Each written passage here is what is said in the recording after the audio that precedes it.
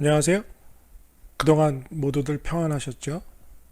호세아 선지서 성경 공부 시간 다시 시작하게 되었습니다.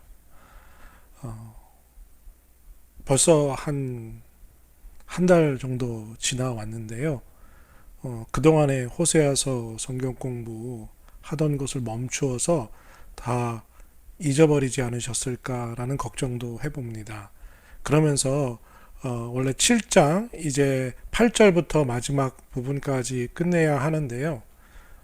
오래됐으니까 성경을 찾아서 다시 한번 읽고 우리의 마음을 좀 리프레시하고 그 다음에 기억을 더듬으면서 오늘 다시 호세아서 7장을 시작하고 또 마치려고 합니다. 여러분들 드라마 성경 통해서 같이 읽게 될 텐데요. 호세아서 7장 찾으시고 우리 1절에서 마지막 절까지 쭉 같이 한번 짧으니까 1절에서 16절이니까 같이 한번 읽고 그 다음에 7장 마지막 부분들 끝내도록 하겠습니다. 같이 읽겠습니다. 제7장.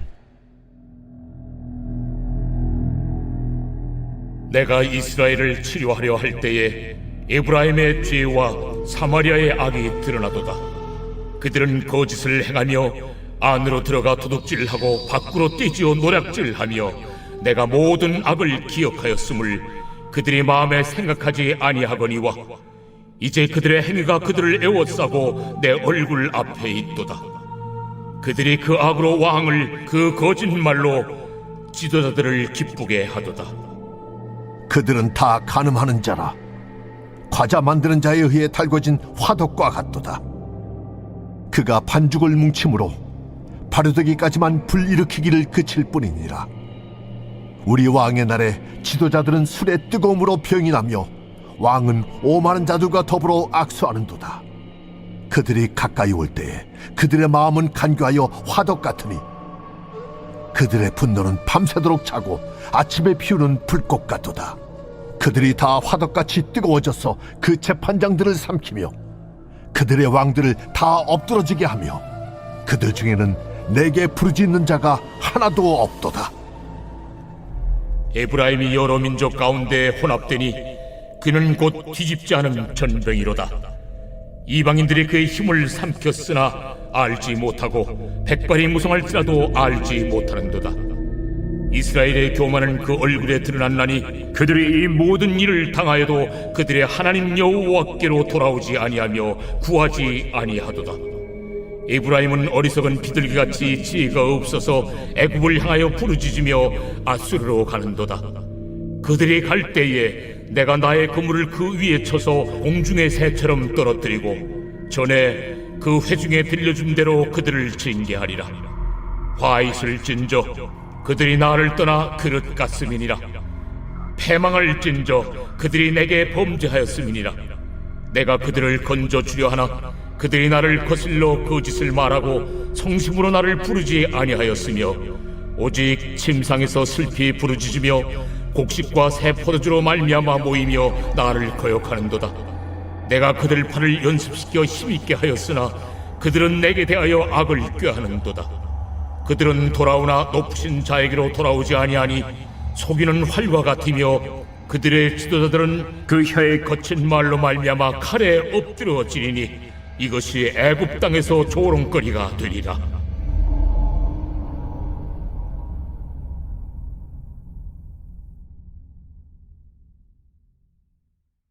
네, 다 잘 읽으셨죠? 7장 앞부분 살펴볼 8절 전에 7절과 6절에서 이런 이야기가 나옵니다. 북이스라엘을 뜨겁게 달궈진 화덕과 같다. 그런 이미지로 연결을 해서 이스라엘을 설명하지요. 그리고 오늘 이제 8절에서 말합니다. 그 달궈진 화덕과 같은 이스라엘의 모습을 비교하면서 그 이스라엘이 이제는 화덕 위에 타는 빵과 같다라는 비유로 오늘 말씀을 시작합니다. 그래서 뒤집지 않은 전병이로다 라고 8절에서 말씀을 시작하지요. 뒤집지 않은 빵의 비유를 통해서 이스라엘 백성의 리더들이 직무유기를 하고 있다는 것을 호세아 선지자가 비난하려고 하는 것입니다.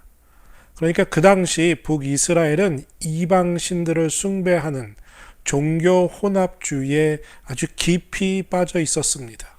또한 정치적으로도 다른 나라들과 동맹을 맺고 또 강대한 나라에는 속국의 위치에 놓여 있었죠. 다른 나라들의 가치관과 그들의 세계관 그리고 종교를 수용함에 있어서 거의 사회 전반에 걸쳐서 이 혼합주의가 팽배하게 되었습니다. 그러니까 나라의 리더들, 정치적, 종교적 리더들이 맡은 사명을 게을리하면서 이스라엘은 엄청난 혼란과 혼돈에 빠지게 되었었지요. 그래서 오늘 말씀에서 요리사가 마치 한눈 팔다가 다른 거 하다가 빵 굽다 말고 정신이 팔려서 빵을 뒤집지 못해서 한쪽이 익지 않고 한쪽은 타버린 그러한 상태로 이스라엘을 비유하면서 정신이 팔려서 나라와 백성을 잘못된 길로 인도하고 있는 리더들을 비판하는 겁니다. 여러분 재밌지 않습니까? 화덕에서 빵을 구울 때 생각해 보십시오. 잘 보고 있다가 한쪽이 잘 익으면 다른 쪽을 뒤집어서 반대쪽으로 익혀야 하는데 무엇에 정신이 팔렸는지 모르지만 빵을 굽다 말고 한쪽을 그대로 오래 방치함으로 반대쪽은 익지 않고 한쪽만 익어서 다 타버리게 된 모습. 그것을 오늘 이스라엘의 모습으로 비유로서 말해주고 있다는 거죠. 그러니까 뭐냐면요. 이스라엘 백성의 멸망은, 그러니까 하나님이 이스라엘 백성에게 내리시는 심판은 결국 누구의 잘못이냐? 이스라엘 리더의 잘못으로 인한 것이다 라는 것을 호세아 선지자가 지적하려고 하는 거죠. 그리스도인들이 나라의 리더를 위해서 또 교회의 리더들을 위해서 정치적, 종교적 여러 부분에서 리더들을 위해 기도해야 할 이유가 여기에 있습니다. 왜냐하면 리더가 백성을 잘못 인도하면 그 백성이 잘못된 길로 다 갈 수 있기 때문에 리더가 정말 하나님 앞에서 하나님의 뜻대로 바로 섬길 수 있도록 맡겨진 사명에 열심을 다하고 그 사명에 합당한 일들을 할 수 있도록 우리들은 기도하고 또 기도해야 한다는 것을 오늘 이 말씀 속에서 우리가 보게 됩니다. 그리고 이제 9절로 넘어가면요. 갑자기 백발이 무성할지라도 알지 못하는도다라는 표현을 씁니다. 그러니까 무슨 이야기냐 하면요. 나라가 한 번에 완전히 망가지는 게 아니라 아주 조금씩 썩어 들어가고 있는 것을 모르고 있고 수수방관하고 있다는 것을 그것을 설명하려고 지금 호세아 선지자가 그런 표현을 쓰고 있습니다. 그런데 오늘 9절에서 이 백발이라는 단어 이것을 번역함에 있어서 원래 이스라엘 백성들은요 이 백발이란 단어를 아주 존중하는 마음으로 사용했던 단어입니다. 그러니까 이 백발은 머리에 흰 머리카락은 오랜 삶의 연륜, 경륜을 뜻하는 것으로서 사람들에게 선망의 대상이 되는 그런 어떤 이스라엘 백성의 장로와 같은 위치에 있을 때 백발이라는 표현을 사용했기 때문에 오늘 9절에서 설명하는 이 백발의 의미는 좀 부정적으로 해석하게 되어서 원래 이스라엘 백성이 가지고 있던 이 백발의 의미로 해석하기는 적절치 않다는 거죠. 그러니까 사람들이 존중의 대상으로 그리고 그의 삶의 경륜과 그리고 연륜의 깊이를 의미하는 것으로 해석하기가 어렵다는 겁니다.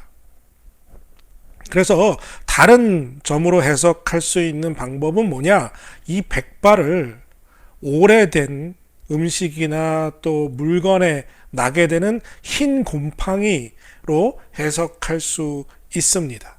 그래서 이 요리사가 정신 놓고 화덕 위에 한쪽이 타도록 내버려 두고 다른 한쪽은 익지 않은 그러한 그 빵이 오래되면서 그곳에 곰팡이가 피었는데 그것을 요리사가 의식하지 못한다라는 의미로서, 그러니까 8절의 의미를 연결해서 설명하는 것이죠. 이스라엘의 리더가 딴 곳에 정신이 팔려 있다. 그래서 이스라엘이 나라가 점점 망해가고 있는 것, 썩어가고 있는 것, 곰팡이가 필 정도로 그렇게 망가져가고 있는 것을 알지 못한다라는 것으로 지적하기 위해서, 비난하기 위해서 호세아 선지자가 이렇게 표현했다라고 해석하는 것이 훨씬 더 말씀을 이해하기 쉽다는 것을 우리가 깨닫게 됩니다. 그리고 10절부터는요, 이스라엘이 엉망인 상태가 되었다. 얼마나 엉망인 상태가 되었느냐 하면 하나님께 돌아가지도 않고 회개하지도 않는다. 그런데 그 이유가 무엇이냐? 바로 교만이다라고 말합니다. 그래서 이스라엘의 교만은 그 얼굴에 드러났으니, 그러니까 숨겨져 있는 것도 아니고요, 다 드러나 버렸다는 거예요. 교만해서 하나님께 돌아가지 않고 하나님을 찾지도 않고 회개하지도 않는다라고 표현하는 거죠. 그러니까 앞에서 호세아 선지자가 이렇게 말했잖아요. 여호와께 돌아가자. 그런데 그 호세아 선지자의 부르짖음이, 외침이 아무 소용이 없다는 것을, 그리고 아무 변화도 이스라엘에게 일으키지 못했다는 것을 다시 한번 오늘 본문 10절에서 확인하게 됩니다. 그러니까 하나님의 백성인 이스라엘이 하나님께 돌아가는 길을 잃어버렸다는 거죠. 그래서 그 결과로 혹독한 고난, 하나님의 심판이 찾아오게 된다는 거예요. 그리고 하나님께로 돌아갈 수 있는 길을 찾는 방법은 하나님의 심판밖에는 없었다라는 것을 이야기합니다. 그래서 때로는 우리 삶의 고난이 오히려 우리에게 유익이 될 때가 있습니다. 무엇입니까? 바로 이스라엘 백성처럼 하나님께로 돌아가는 길, 회개하고 하나님을 찾는 길을 잃어버린 우리의 마음에 하나님을 찾을 수 있는 길을 열어주는 것이 바로 무엇입니까? 우리 삶의 고난이고요, 연단이라는 것이죠. 그리고 계속해서 이제 11절에 보면요, 에브라임은 어리석은 비둘기 같아 지혜가 없다. 그리고 애굽으로 향하며 부르짖으며 아수르로 가는도다. 이 어리석은 비유는 이스라엘 백성들의 리더, 지혜 없이 이것저것 외부에 도움을 청하는 것을 지적하는 부분입니다. 그러니까 실제로 북이스라엘의 마지막 왕인 호세아가 왕이 되고 나서 곧바로 원래 그 협약을 맺고 있던, 동맹을 맺고 있던 시리아와 블레셋, 그리고 애굽과의 동맹 관계를 깨트리고요, 그 당시 강국인 아수르와 동맹을 맺게 됩니다. 그러니까 호세아 선지자는 지적하는 것이 뭐냐면요, 왕이 정치적으로 나라를 지키기 위한 어떤 외교 정책으로 누군가와 동맹을 끊고 누군가와 새로운 동맹을 맺고 있었지만 결국 이런 무분별한, 그리고 하나님의 뜻이 아닌 사람의 뜻으로 결정된 외교가 오히려 나라를 망치게 되었다라는 것을 지적합니다. 왜냐하면요, 이 새로운 강대국인 아수르와 동맹을 맺으면서 이스라엘의 우상 숭배가 더욱 가속하게 되는 결과를 가져오게 되었다는 것이죠. 그런데 왜 여기서 비둘기, 어리석은 비둘기라 표현했을까라는 것을 생각해 보면요, 여러분들 우리가 잘 알죠. 비둘기는 먼 곳에 있어도 집을 잘 찾아가는 능력이 있는 새 중에 하나입니다. 집으로 회귀하는 본능이 있지요. 아무리 먼 길이라도. 그래서 옛날에는 이 소식을 전하는 메신저로서 이 비둘기를 사용하기도 했습니다.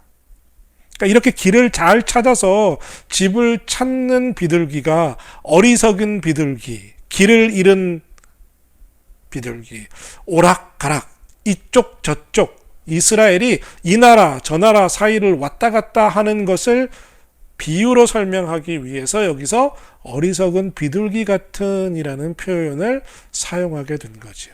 그래서 12절에서 결국 하나님께서 이 어리석은 비둘기를 잡으시겠다고 말합니다. 그러니까 무엇을 말합니까? 이스라엘을 심판하시겠다라는 거죠. 이 말은 그러니까 어리석은 이스라엘, 이쪽 갔다 저쪽 갔다, 애굽에도 갔다가 또 아수르에게도 갔다가 왔다 갔다 하는 이 어리석은 이스라엘을 심판하시겠다라는 겁니다. 사람이 여러분들 어려운 일 당하면 허둥지둥하게 되고요. 막 주위를 둘러보고 어떻게든 누군가에게든 도움을 받으려고 몸부림을 치죠. 그런데 이곳에서 우리가 또 깨닫는 영적인 진리 하나는 뭐냐면요.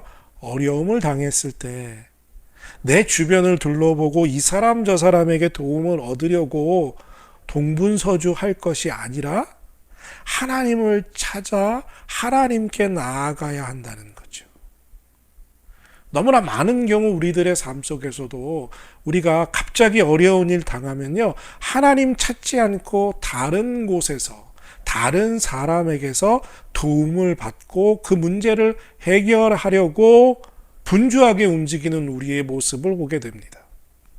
그러니까 오늘 이스라엘의 모습이 우리의 모습과 너무나 닮아 있는 거죠. 그런데 하나님이 오늘 우리에게 주시는 것은 뭐냐면요. 그렇게 길 잃은 어리석은 비둘기 같이 이곳저곳 찾아다니지 말고 나에게 오라는 거예요. 나에게 돌아오라는 거죠. 하나님을 찾으라는 거죠. 그것을 우리가 깨달아야 한다는 겁니다. 여러분들 중에도 어려움 당한 분이 계시다면 이 사람 저 사람 이곳저곳에서 도움을 얻으려고 동분서주 하지 마시고요. 오히려 엎드려 기도하며 하나님께 도움을 구하는 그런 지혜로운 사람들이 되시기를 바라고 또 축복합니다. 이제 마지막 13절에서 16절까지는 아주 내용이 간단합니다. 왜 간단하냐 하면은요. 이 모든 내용이 하나님의 슬픈 노래, 애가입니다. 그러니까 하나님은요, 이스라엘에게 벌을 내리시기를 기뻐하지 않으셨습니다. 성경을 잘 모르는 사람들이 하나님이 하나님의 백성들을 심판하실 때 무섭게 심판하셔서 하나님은 사랑이 없는 하나님이라고 말하는 사람들이 종종 있습니다. 아니 어떻게 사랑한다는 하나님이 자기들의 백성들을 그렇게 호되게 무섭게 심판하시느냐는 거죠. 그러니까 하나님은 사랑이 있는 하나님이 아니라 사랑이 없는 무서운 하나님일 뿐이다 라고 말하는 거예요. 그런데 여러분들 호세아서를 통해서도 그리고 성경에서 우리가 깨닫는 것은 무엇입니까? 하나님이 정말 무한한 은혜와 사랑을 베푸셨음에도 불구하고 하나님의 백성들에게 거부당하시죠. 그 아픈 마음을, 그 신음소리를 오늘 애가 슬픈 노래로 표현되어져 있는 것을 보게 됩니다. 무슨 이야기냐 하면요. 하나님이 이스라엘 백성이 돌아오는 길, 하나님께로 돌아오는 길을 잃어버렸기 때문에 그들이 회개하고 다시 하나님께 돌아올 수 있는 유일한 길은 뭐예요? 하나님이 그들을 심판하시고 고난을 허락하시는 것 밖에 없었기 때문에 하나님이 슬픈 마음으로 안타까운 마음으로 심판하신다는 것을 우리가 깨달아야 한다는 거예요. 그러니까 여러분들 이런 거 있잖아요. 여러분들의 자녀들이 정말 잘못한 일을 했다면 어떻게 합니까? 아무리 사랑해도 그 자녀를 위해서 매를 들어야 할 때가 있지요. 미운 놈 떡 하나 더 주고 사랑하고 아끼고 귀한 놈 매를 한 대 꾸중을 더 해야 한다는 옛날 속담에 있는 것처럼 말입니다. 꾸중해야 할 때, 매를 때려야 할 때 부모의 마음은 얼마나 아픕니까?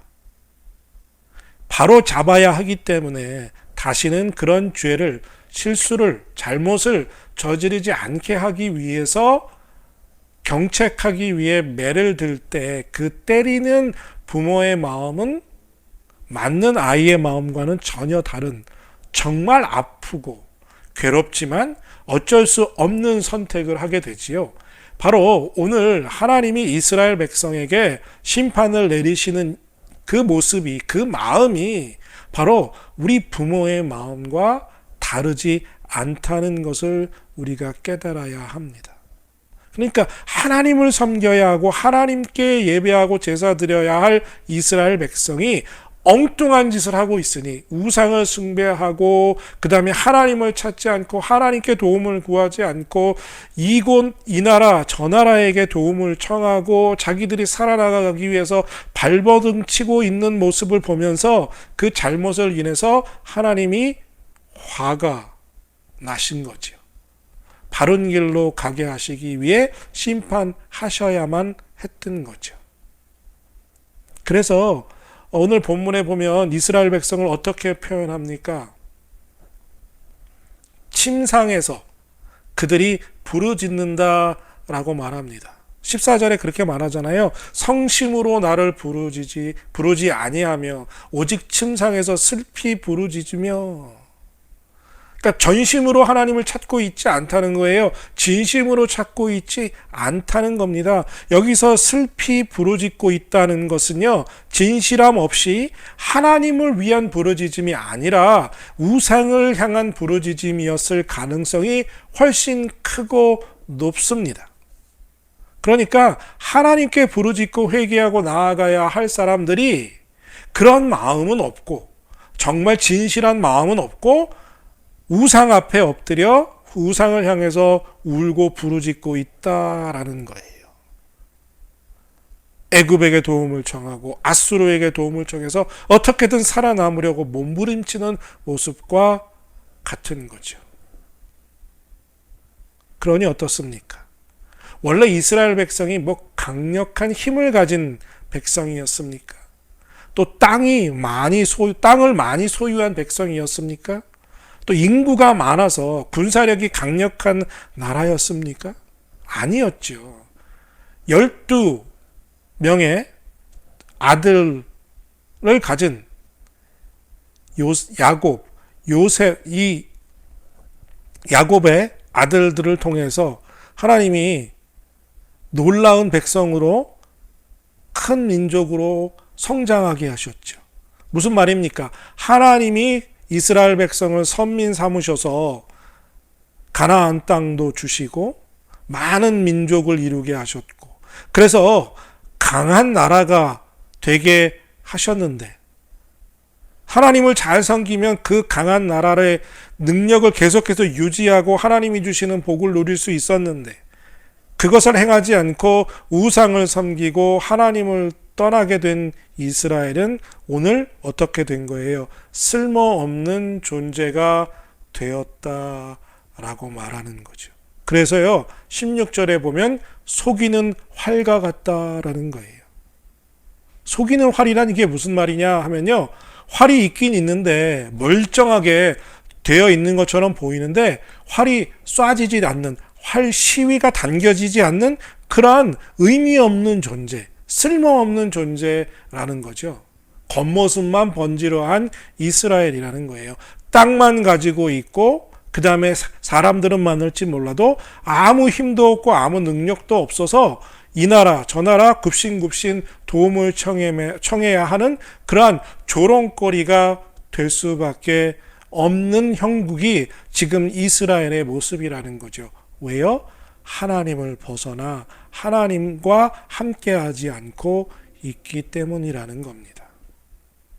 이 안타까운 하나님의 노래를 들으면서 우리는 과연 이스라엘 백성과 같이 혹 하나님 대신 다른 것에, 그리고 다른 것을 위해 부르짖고 침상을 적시고 있는 것은 아닌지, 하나님을 믿는다고 말은 하는데, 그쵸?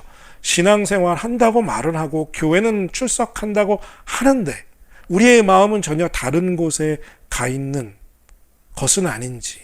그래서 속이는 활과 같이 활의 모습은 거창한데 활이 시위가 당겨지지 않고 화살을 쏘아 버릴 수 없는 그러한 쓸모없는 무능력한 상태는 아닌지 우리의 영적 상태를 점검해 보는 이 시간이 되기를 바랍니다. 오래간만에 소선지서, 특별히 호세아 선지자를 다시 시작합니다. 이제 매주 말씀을 계속해서 공부해 나가면서 조금 더 은혜로운 시간 같이 만들어 가기를 소원하고, 지금까지 함께 해주신 여러분들 감사드립니다. 다음 이 시간 다시 뵙겠습니다.